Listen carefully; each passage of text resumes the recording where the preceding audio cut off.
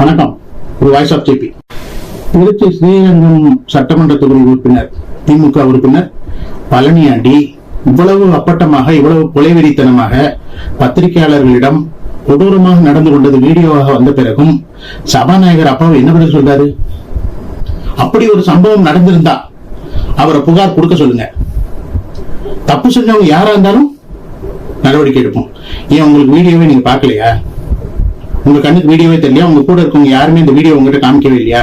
சமூக வலைதளங்களை நீங்க யூஸ் பண்றதே இல்லையா? நீங்க ஒரு சபாநாயகர் தானே.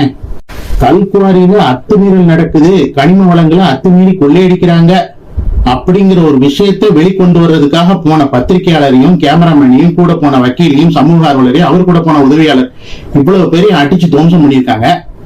இந்த விஷயம் ஏதோ தெரியாத மாதிரி இன்னும் அப்படி நடந்திருந்தால், அப்படி ஒருவேளை நடந்திருந்தால் நீங்க புகார் கொடுத்தால் நடவடிக்கை இல்லையா? நீங்களா முன் வந்து புகார் எடுக்க மாட்டீங்களா?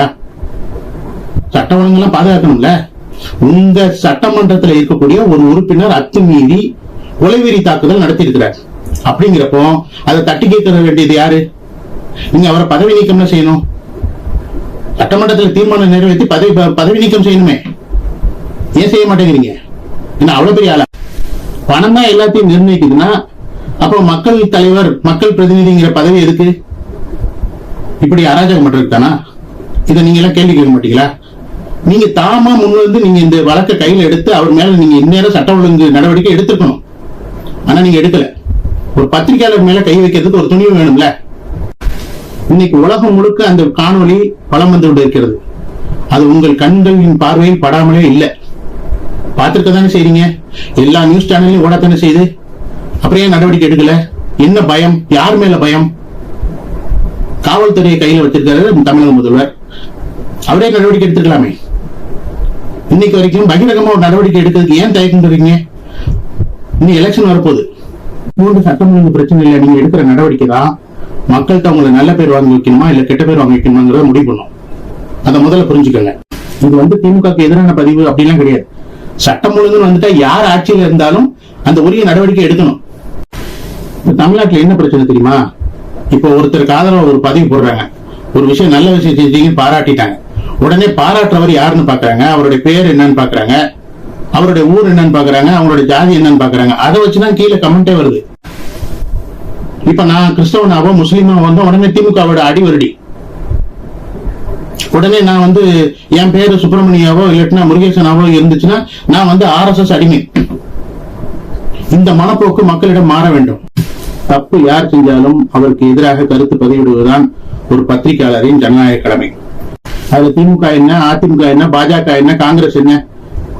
உடனடியாக திமுக உறுப்பினர், சட்டமன்ற உறுப்பினர் பழனியாண்டி மீது திமுக அரசு கடும் நடவடிக்கை எடுக்க வேண்டும்.